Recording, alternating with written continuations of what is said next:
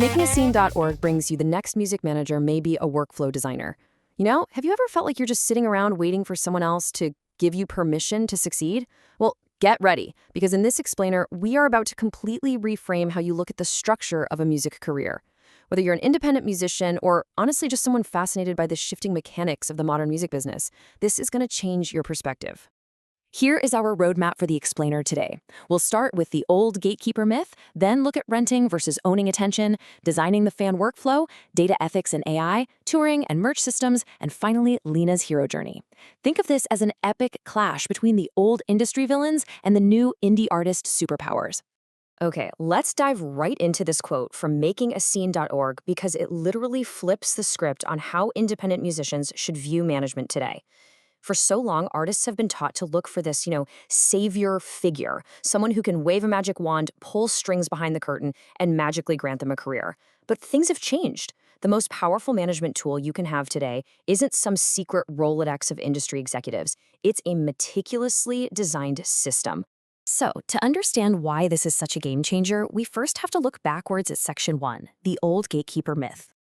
Think about the outdated fantasy of the old manager. It was this era where people relied on mystery spreadsheets that artists were literally never allowed to see. These managers would haunt hotel lobbies at industry conferences, basically just hoping to bump into an executive in the elevator.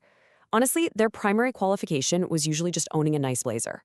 They'd promise to, make a call, but as MakingAScene.org points out, promising to take you to the next level is very often just music business code for having absolutely no measurable plan whatsoever. Artists used to just wait around endlessly in this system, effectively putting their entire life's work on hold for these gatekeepers.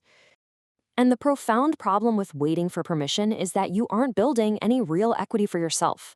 Which brings us to Section 2, renting versus owning attention. There is a massive, massive divide in the modern digital landscape. On one side, you have rented attention. This is where you're frantically chasing Spotify streams, hoping for a viral moment to grab TikTok views, and constantly measuring your worth by Instagram likes. You don't own these audiences. You are just renting space on an algorithm that can completely change tomorrow and wipe out your reach. On the flip side, you have owned attention. Your email list, your SMS subscribers, a dedicated fan passport operating system, these are direct, unfiltered connections with your audience. Chasing those public vanity metrics on rented platforms, it's like collecting smoke signals. They look really impressive in the sky for a second, but you can't deposit them in the bank. Building direct pipelines into your own channels actually pays your rent. And this leads us to completely rethink what we actually mean by data. MakingAScene.org redefines fan data not as some boring, soulless spreadsheet, but as human memory with structure. A fan's city matters immensely, because touring's based on real-world geography, right? Their purchase history matters. You don't accurately try to sell them a shirt they already bought 3 months ago. When you treat the fan relationship as the true center of your business, data stops being these cold, creepy numbers and starts being the literal lifeblood of your community. So, how do we actively capture and nurture this memory? It's time for Section 3, designing the fan workflow. Let's unveil the superpower. Let's look at how this works in practice. A workflow designer creates reliable, repeatable systems. Imagine a fan discovers your music and takes an action, like signing up for your email list. Instead of crickets, your workflow automatically triggers a highly personal, story-driven welcome email introducing them to your world. Next week, they take another action and buy a piece of merch. Boom, they are automatically tagged as a buyer in your operating system. A year later, they've attended 3 of your local shows. Your system recognizes this and instantly sends them a fan passport reward, maybe an exclusive acoustic track. The absolutely vital question a workflow designer constantly asks is, what exactly happens after a social media post successfully grabs attention? Which naturally leads us to Section 4, data ethics and AI. Because once you start collecting this incredibly powerful owned data, you carry a new responsibility.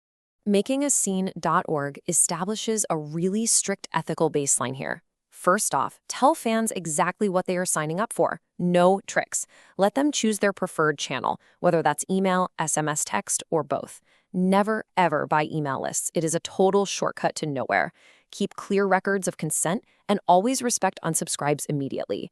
Being a data vampire in a leather jacket, yeah, that is not a valid strategy. Creepy is not marketing. You have to continually earn their trust. Now, as you manage all this data, you'll probably start using new tools.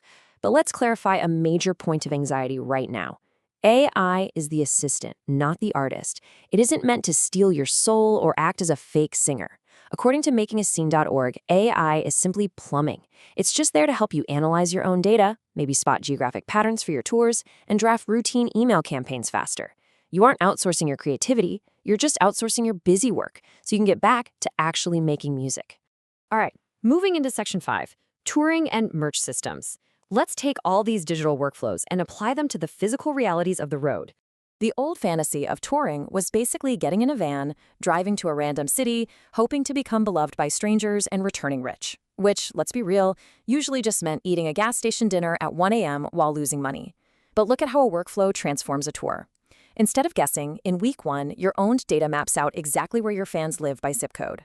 By week 3, you aren't shouting into the social media void. You're sending targeted pre-sale emails directly to the specific cities you are playing.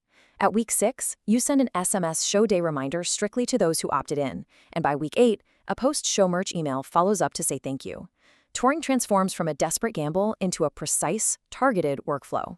And speaking of the physical world, makingascene.org offers this brilliant perspective on merchandise. They strongly warn against treating your merch like cheap junk with a logo slapped on it. Merch is not swag, it is a physical memory. It's a relationship object that a fan brings into their home.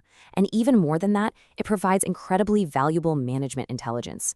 Think about it. If your fans consistently buy lyric books instead of standard logo tees, that data is screaming at you that your songwriting is the absolute core of your connection with them. To see how this all comes together, let's check out Section 6, Lena's Hero Journey. Let's introduce our hypothetical indie artist hero, Lena. The crucial point here is that Lena doesn't operate on vibes and anxiety. She takes absolute control using this 4-step battle plan.